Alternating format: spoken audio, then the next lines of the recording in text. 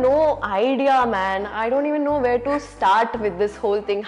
All of what you see over here, all of what you see over here, it has come from her. She has induced a lot of these information and principles in me that have changed my life for the past 10 years. Hello Faria. Hello. Welcome to Film Companion South. How are you? Good, how are you? I'm great. So let me start with this question about your tattoo, which is Veni Vidi Vici, which means I came, I saw, I conquered. What attracted you so much about that philosophy that made you say, okay, I'm going to get it imprinted on my body forever? I was, I think, 18 when I got it done. So you could say it was a mind of a teenager which decided that, all right, this piece from literature sounds amazing. I want it to be my life motto. Wow. So it just so happened that I got it done, and it is kind of like a reminder that, buddy, whatever you're going through, you can conquer it. Also, there is a little bit of a tyrant feeling related to conquering the world. And so, you know, why not? Okay. Interesting. And I was reading about that, for my research, and I came to know about it's a Latin, it's about one ruler who wrote it in a letter to another ruler. Yeah. And it's about, it talks about quick victories, like how he came, he immediately finished the war. I wanted to ask you this, are you someone who believes in instant gratification or delayed gratification? Do you believe in long-term goals, or how does that process work? I feel like it has to be a mix of both. Like movies, for example, is a huge example of delayed gratification. You work for a year and then you get the result. So until at the time Jati Ratnalu came out, 21, by that time I was already sitting on it for 2 years. So that is like, you know, that. And then of course there's this whole social media world that we are a part of, where a whole generation of people who are building a career out of social media, out of instant gratification, out of quick attention grabbing, right? So I think it has to be a mix of both. Okay, were the 2 years tough? Where you were just waiting for the world to discover you? Honestly, I'll tell you no, because I knew that it was this only time where I was going to get this long-term holiday, and I knew I was going to, you know, really get going and work, like hustle a lot in the coming years. So I was honestly enjoying the break. When COVID happened, it's a little dark, but I feel like every year we should have summer holidays like that, so that the whole world just calms down a little bit, everything is shut. But yeah, anyway. So what changed in the last 3 years, Faria? I mean, March 11th, 2021, Jati Ratnalu comes out, it becomes this huge blockbuster. How did life change? How did you process that? Was it overwhelming at any point? Yeah, of course it was overwhelming. For a person who's got no background from the industry and no godfather to, you know, guide and give advice, I think it was definitely overwhelming. Especially because the character, the song, the film picked up so much and so quickly. Of course, I enjoyed every moment and totally lived it, and while I was living it, I was like, oh my God, this is probably never going to, you know, reciprocate again, in the sense that these things happen once in a lifetime sorts. So that happened. Plus, there was a lot of very strong urge inside me to be very, very careful and, you know, not kind of let it go because of any mistake. So I was very cautious about what I was choosing to do next, because that's what they say, that the first time could be a luck, but the second time is intentional. And so I wanted it to be my best foot forward. And still wanted to be that. Lovely. In a previous interview, you stated that the structure of film industry is, I'm quoting you, the structure of film industry is a little difficult to maneuver in, and I'm still learning. Do you think 3 years later, have you learned a bit more, and what aspects did you find very difficult to adapt? Or I think the main war that I had to, the battle that I had to deal with was with myself, because I, for the past 2 years, I've been very stubborn about my ways, especially because maybe because I come from a theatre and dancing background. I was very bent upon doing things my way. And I was like, yeah, I am what I am, and I want to do it the way I want to do it. And that's not really how it works, you know, when you're dealing with something so much bigger than you, and that's been going on for years and years.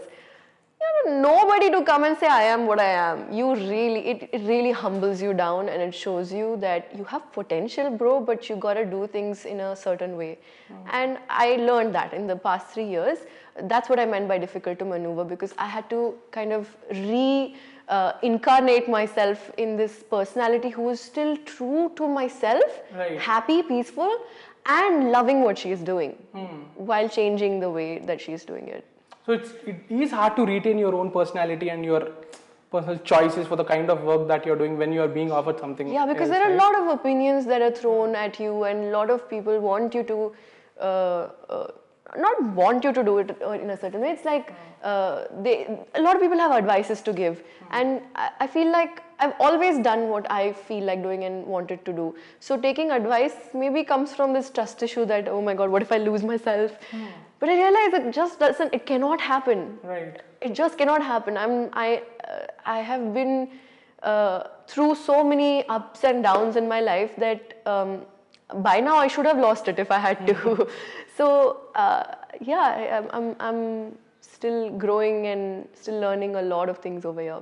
So when you're offered a script, is it just your individual instinct that tells you to do that, or do you like take feedback from people around you? I take feedback. Okay. I've been taking feedback for a while now. There are about 5-6 brains that sit on it and give me different opinions about it. In fact, sometimes I call up friends from the industry also and ask.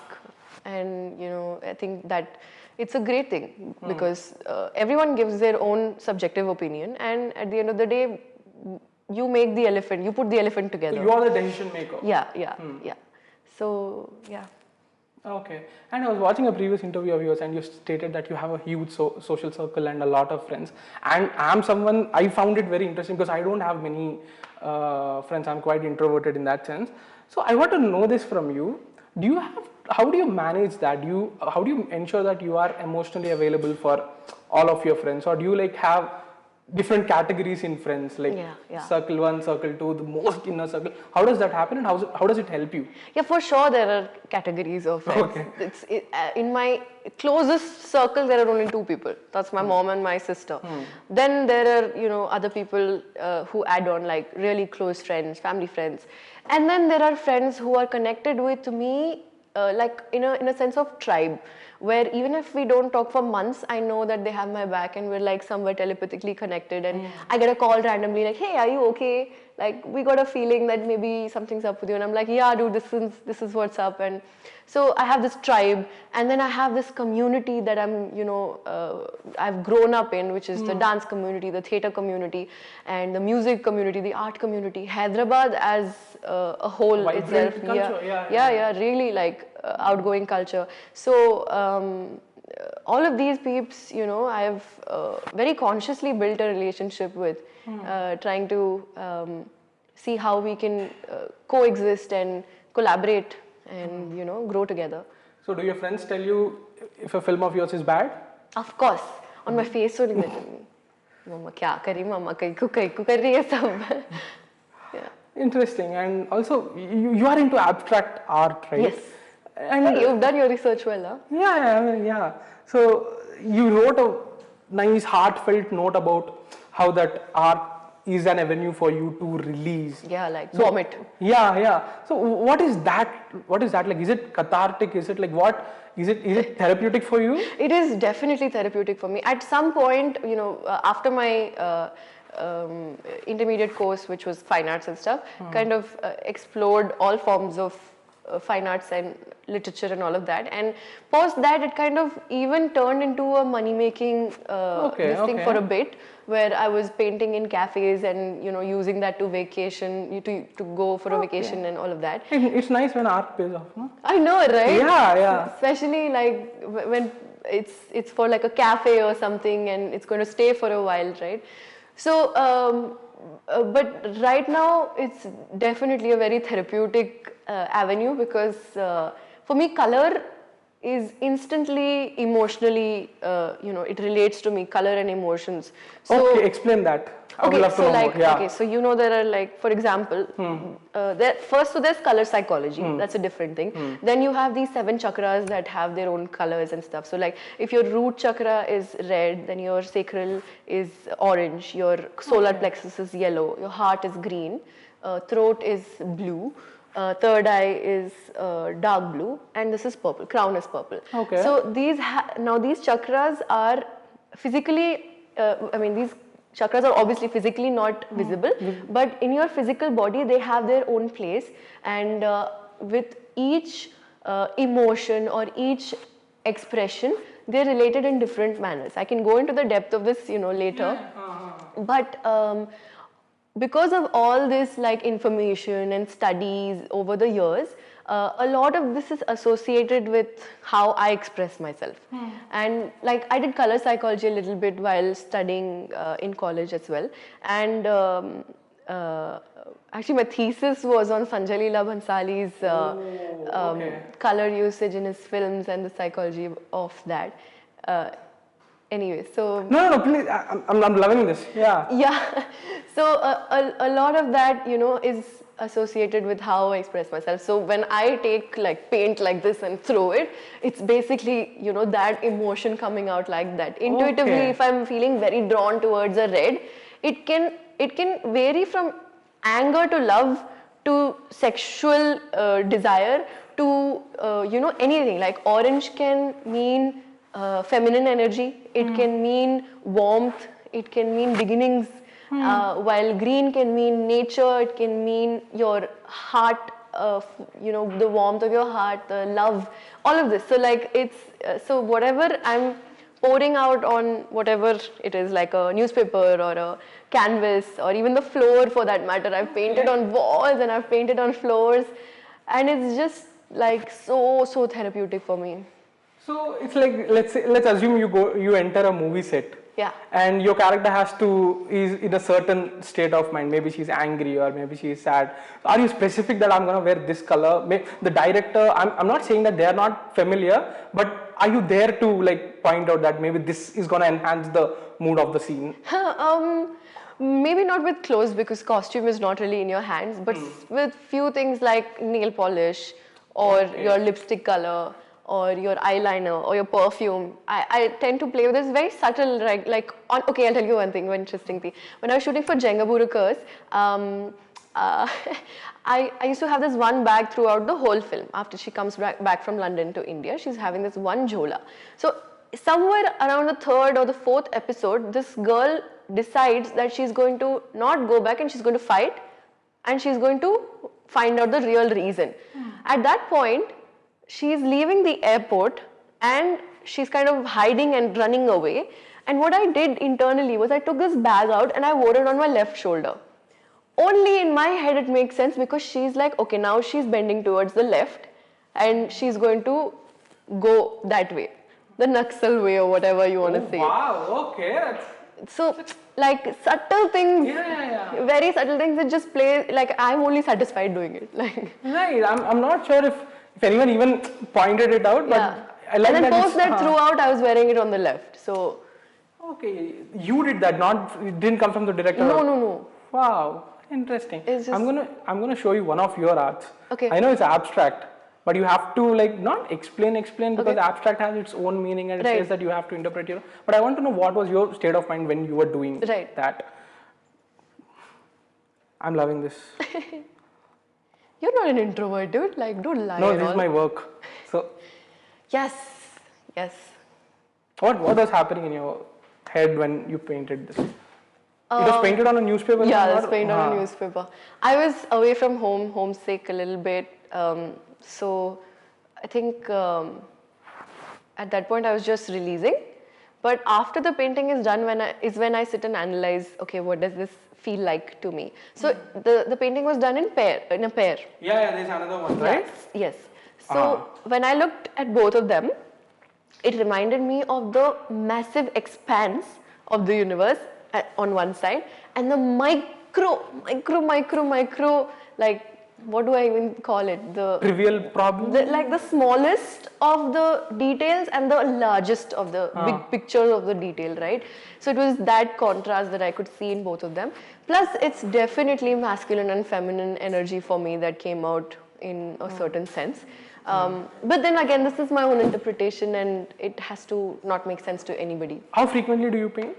I got an iPad yesterday, so now digital art is my thing. Okay. But painting happens once in, say, 2 months. Lovely. Nowadays it's less only. Lovely. So I was prepping for this interview and a friend of mine, I was talking to you about a friend of mine, telling him that I'm going to interview Faria Abdullah tomorrow. And he stated a few facts about you that I found interesting. Your mother, who's sitting there right there, is a lifestyle enhancer. Wow, Right? have you ever used Like that? I've been to her website, yeah. Oh. Yeah. So I found that very interesting. Having that kind of a support system at home is such a huge, unbelievable privilege, right? But you have no idea, man. I don't even know where to start with this whole thing.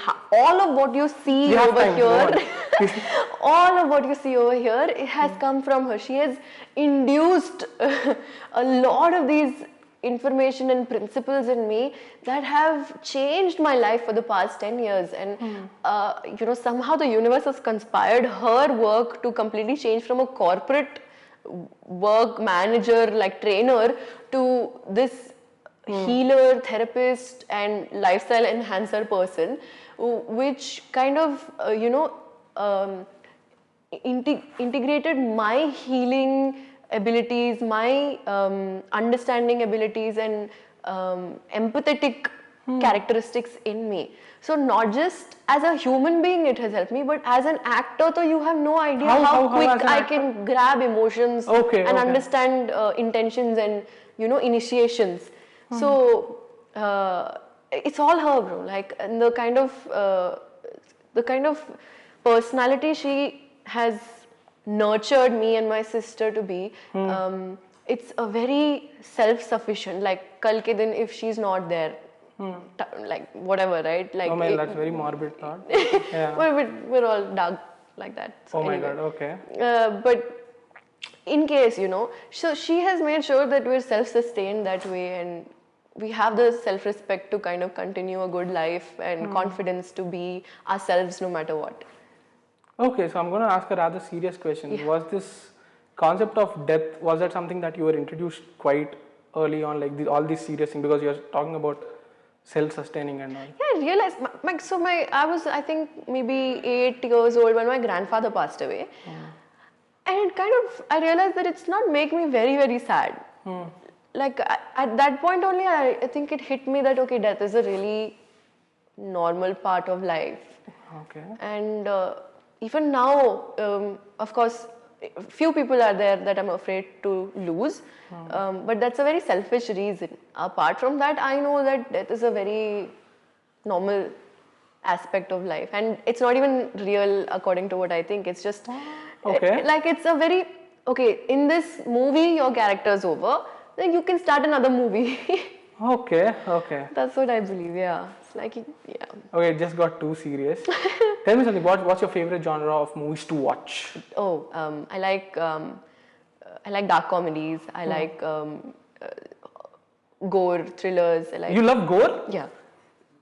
How? Why? Like Wrong Turn, The Hills Have Eyes, the bodily kind of gore? No, yes, that's great, but have you seen Gaspar Noé's... I know. Yes.